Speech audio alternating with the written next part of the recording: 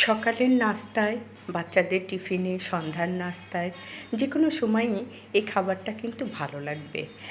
আমি একটা সুন্দর নাস্তা আপনাদের সঙ্গে আজ শেয়ার করছি।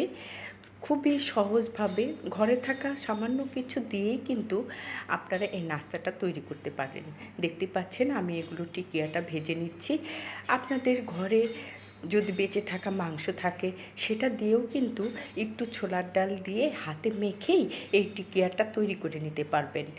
আমি সুন্দর করে সেভাবেই হাতে মেখে টিকিয়াটা তৈরি করে নিয়েছি। একটুখানি মাংস দিয়েছি, তারপর পেঁয়াজ মরিচ একটু অল্প অল্প করে দিয়ে মশলা দিয়ে তারপর আমি ছোলার ডাল দিয়ে ভালো করে মেখে একটু ডিম দিয়ে কোট করে নিয়ে আমি এটা ভেজে নিচ্ছি।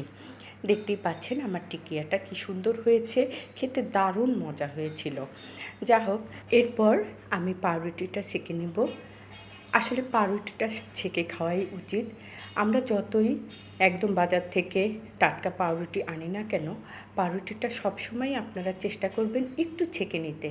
যতই ডেট থাকুক, আসলে ভিতরে এই পলিথিনযুক্ত খাবারগুলোর একটা ফাঙ্গাস পড়ে থাকে।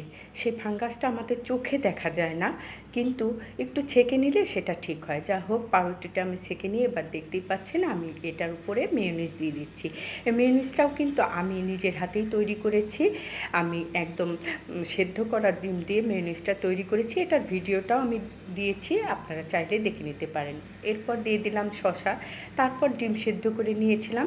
এরপর দিয়েছি আমি সেই টিকিয়াটা দিয়ে আবার একটু মেয়োনিজ দিব একটু টমেটো সস।